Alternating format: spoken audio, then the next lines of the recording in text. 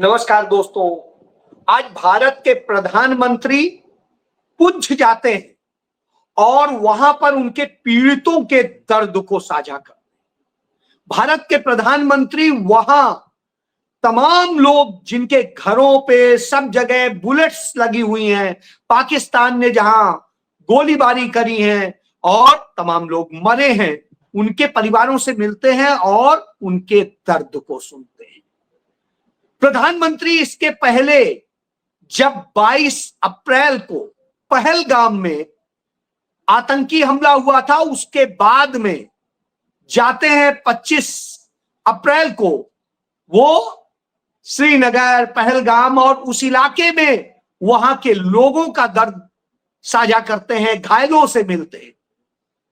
और उसके बाद भारत के प्रधानमंत्री कानपुर जाते हैं और विधवा हुई उस बच्ची से, उसके युवक के पिता से और उसकी बहन से मिलते हैं, उनके दर्द को साझा करते हैं। भारत के प्रधानमंत्री जाते हैं करनाल और करनाल में वो जो लेफ्टिनेंट विनय नरवल जिनकी मौत हुई थी, उनके पत्नी से, उनके पिता से, उनकी मां से, उनके भाई बहन से मिलते हैं और दर्द को साझा करते हैं। प्रधानमंत्री वो सारे मुद्दों पर खड़े हो जाते हैं अड़ के और कहते हैं भारत कड़ा जवाब दे, हमारी सेना कड़ा जवाब दे।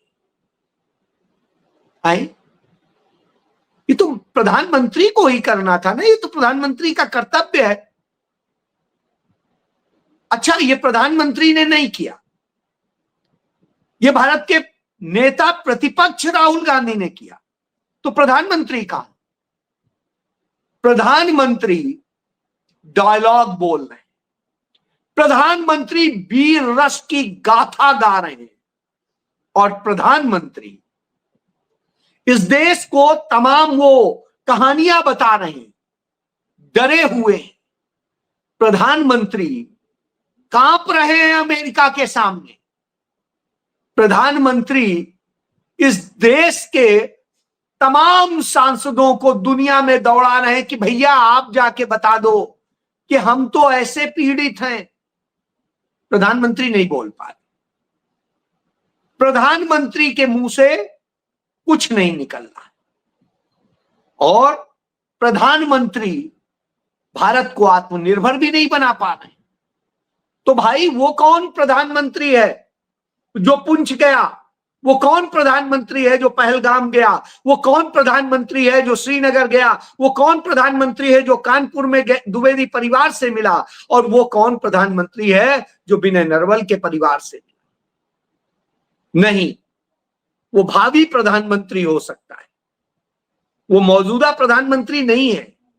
ये काम प्रधानमंत्री को करना था, उसने नहीं किया, तो यह काम नेता प्रतिपक्ष राहुल गांधी कर रहे हैं। जी हां, राहुल गांधी कर रहे हैं।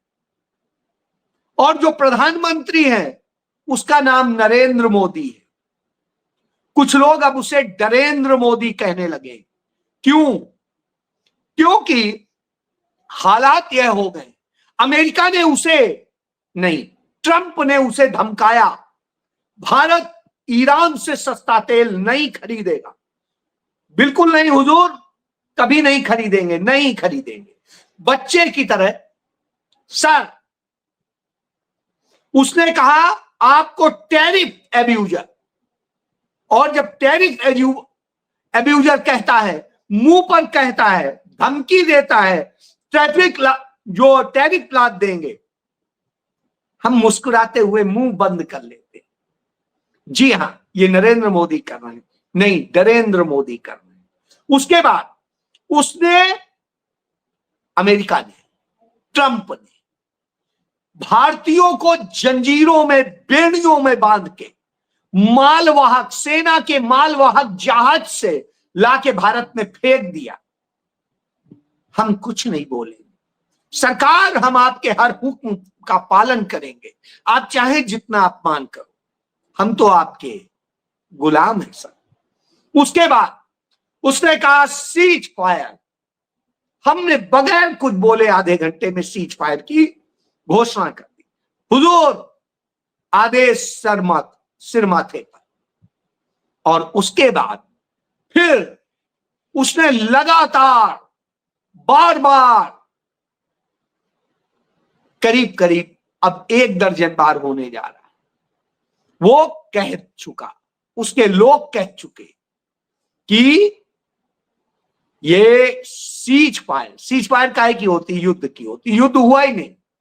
उसने कह दिया सीज फायर, तो साहब हम सीज फायर कहने लगे, जबकि उसी दिन हम कह रहे थे कि ये युद्ध नहीं है, ये एक ऑपरेशन। बहरहाल वो भी सही। उधर से गोलियां चल रही हैं, लगातार चल रही हैं, पुंछ में, राजौरी में, उधर के बॉर्डर पे रहने वाले तमाम हमारे भारतीय नागरिक, निर्दोष नागरिक जो हमारी ढाल बन के खड़े होते हैं, वो मौत के मुंह में जाते हैं। दर्जनों लोग मर जाते हैं, लेकिन दर्जनों सैकड़ों घर बर्बाद हो जाते हैं, टूट जाते हैं, गोलियों से छलनी हो जाते हैं, दुकानें छलनी हो जाती हैं, सब बर्बाद होता है। लेकिन साहब मुंह में दही जमा हुआ है। अब फिर कब बोलेंगे? सेना के बीच में चारों तरफ से घेरे हुए, तब भी कमांडोज के साथ, तब बोलेंगे बर्दाश्त नहीं होगा, बदला दिया जाएगा, अब ये नया भारत है। कोई बात नहीं, राष्ट्र के नाम संदेश देंगे, नाम लेने में डर लगेगा, सीधे सीधे कहने में डर लगेगा। फिर चुनाव प्रचार में जाएंगे, रैली में जाएंगे और बोलेंगे मेरे खून में गरम सिंदूर बह रहा है। अब सिंदूर भी गरम होता है, चलिए मान लिया। बहरहाल पढ़ लिया होता तो पता चलता सिंदूर क्या है। तो यह स्थिति है, सब कुछ गरम है। लेकिन साहब हम एक बार नहीं बोल पाएंगे कि कैसे पुंछ में हमारे लोगों के साथ में लगातार वो गोलियों के शिकार हो रहे हैं, परिवार बर्बाद हो रहे हैं, कोई बेटियां अनाथ हो गई, कोई मां अनाथ हो गई, कोई बीवी बेवा हो गई, और तमाम परिवार बर्बाद हो गए। और वो भारत के भावी प्रधानमंत्री राहुल गांधी से कहते हैं हमें मोदी पे यकीन नहीं है, हमें तो आप पर यकीन, क्योंकि आप ही तो हो जो हमारी आवाज बनते हो। वो तो कुछ सुनता ही नहीं है, उसे तो पता ही नहीं है, पुंछ का नाम ही नहीं लिया जा रहा। गजब की स्थिति। तो प्रधानमंत्री आखिर क्यों नहीं जा पा रहा है? जब इतना सिंदूर, गरम सिंदूर बहने की बात कर रहा है, तो क्यों नहीं गया पहलगाम? क्यों नहीं गया कश्मीर? क्यों नहीं गया किसी शहीद के घर में? क्यों नहीं गया किसी मरने वाले यात्री के घर में? क्यों नहीं गया उस घोड़े वाले के घर में जो शहीद हो गया बचाते बचाते? कहीं नहीं। तो क्या कर रहा है प्रधानमंत्री? प्रधानमंत्री कपड़े बदल रहा है, प्रधानमंत्री डायलॉग्स बोल रहा है, प्रधानमंत्री मीटिंग कर रहा है। जी हां, यह स्थिति। तो मीटिंग में क्या कर रहा है? आज स्थिति यह हो गई, जो आत्मनिर्भर भारत का डायलॉग दिया था, आज हालत यह हो गई कि जो विदेशी पूंजी निवेश होता था भारत में, वो 96.5%, यानी राउंड फिगर में कह दीजिए करीब करीब 97%, वो घट गया है। भारत में एफडीआई आना बंद हो गया है। विदेशी निवेशक भारत के बाजार को पसंद नहीं कर रहा है। जो नरेंद्र मोदी ने कहा था कि भारत का बाजार बहुत अच्छा है, विदेशी निवेशक दौड़ रहा है, वो नहीं आ रहा, वो पैसा निकाल रहा है। फिर दूसरा क्या हो रहा है? दूसरा, आत्मनिर्भर भारत की स्थिति क्या है? भारत की स्थिति यह है कि भारत अब चीन पर आश्रित हो गया है। भारत का 86% करीब करीब 83% करीब करीब चीन से आ रहा है। यानी वो हमारे यहां यदि 1 लाख करोड़ का माल भेजता है तो हम 17,000 करोड़ का भेजते हैं। समझ लीजिए 83% हम उस पर निर्भर हो गए। चाहे कच्ची दवा, जो दवाओं के कच्चा माल हो, वो 70% से अधिक चाइना से आ रहा है। मोबाइल पार्ट्स जितने हैं उनका 80% चाइना से आ रहा है। सोलर पैनल का है वो 85% चाइना से आ रहा है। एलईडी हो, खिलौने हो, सब कुछ चीन से आ रहे हैं। तो भारत में क्या हो? भारत में बर्बादी आ रही है। हम कहीं आत्मनिर्भर नहीं है, ना इलेक्ट्रॉनिक्स में, ना दूसरे में, और न टेक्नोलॉजी में। तो साहब हम कर क्या रहे हैं? हम असल में जुमलों में, डायलॉग्स में विकसित भारत बन रहे हैं। हम विकसित भारत बनने के बजाय हम बेरोजगार भारत बन रहे हैं, लेकिन डायलॉग्स में हम रोजगार दे रहे हैं। यह दशा हो गई।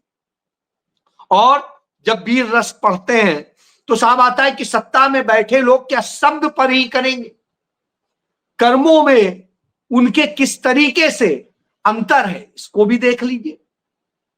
चाहे जिस भी तरीके से हो, सामाजिक, आर्थिक और दूसरे तमाम ताने बाने टूट चुके। विकसित भारत कहते हैं। भारत की रिजर्व बैंक से हम भारी भरकम रकम, 2.25-3 लाख करोड़ की रकम ले लेते हैं डिविडेंड के नाम। इसके पहले एक बार हम 2.25 लाख करोड़ रुपए ले चुके। अब आप सोचिए, लगातार हम बैंक से जो हमारा एसेट होता था वो भी हम खत्म कर रहे हैं और कोई कुछ नहीं बोल रहा है। आदमी कब अपने घर की जमा पूंजी निकालता है? यानी घर किस स्थिति में जा रहा है, देश बर्बादी में जा रहा है, यह हालत है। और भारत की संसद हो, न्यायपालिका हो, विश्वविद्यालय हो, मीडिया हो, संवैधानिक संस्थाएं हो, स्वायत्त संस्थाएं हो, सबकी स्वायत्ता खत्म हो गई और सभी जगह गुलामी का माहौल हो गया है और वहां संघी बैठे। शायद यही वजह है कि भारत की संप्रभुता को नरेंद्र मोदी ने गिरवी रख दिया। भारत को अमेरिका के आगे घुटने टिका के रख दिया है और पाकिस्तान हमारे लोगों को गोलियों से भून रहा है। हम जवाब नहीं दे पा रहे हैं, हम सिर्फ जुमले छोड़ रहे हैं, अपने सेना के अफसरों से भी झूठ बुलवा रहे हैं। और जिन मूल्यों, आदर्शों के लिए भारत जाना जाता था, उनमें आज अंतरराष्ट्रीय मंचों पर भारत की हंसी उड़ रही है।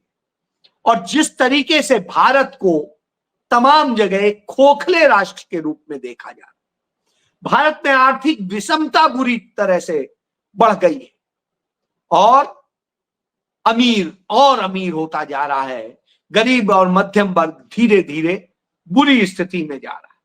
तो साहब हो क्या रहा है?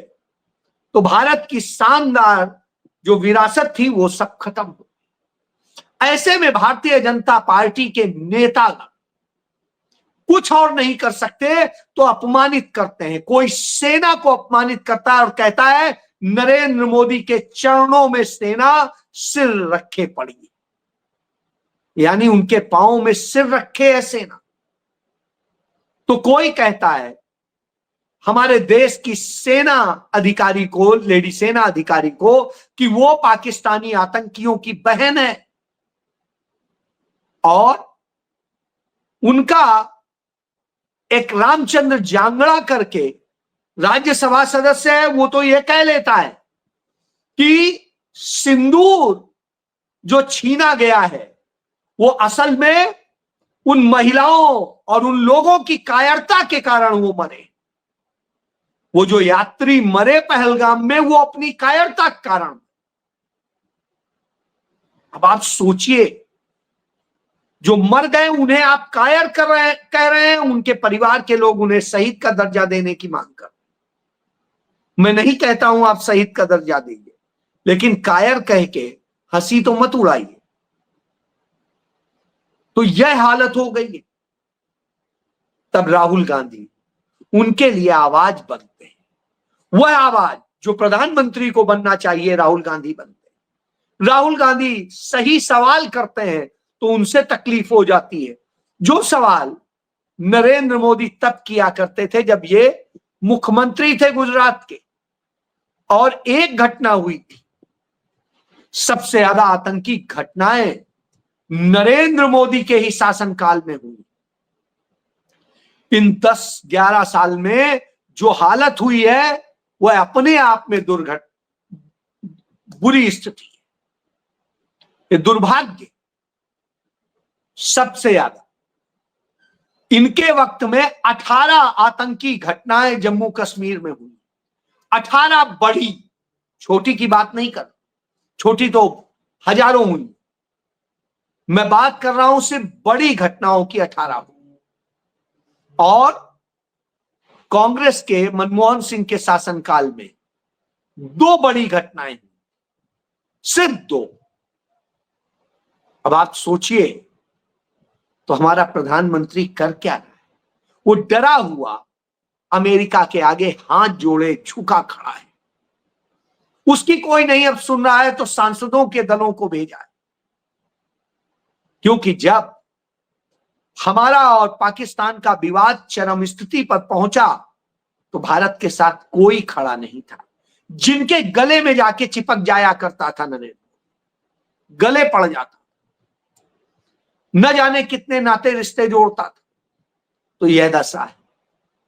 लेकिन राहुल गांधी देश को लेके चिंतित थे, इसलिए अमेरिका से छोड़ के अपनी यात्रा आए और तब से लगातार उन पीड़ितों से मिल रहे हैं, उन लोगों से मिल रहे हैं, घटनास्थल पे जा रहे हैं।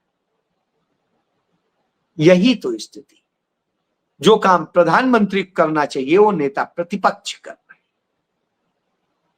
और प्रधानमंत्री वीर रस के गीत गा रहे हैं, डायलॉग्स सुना रहे हैं। हिम्मत नहीं है, बस कैमरे के सामने बकबक करा लीजिए। जी हां, यही सब है। जय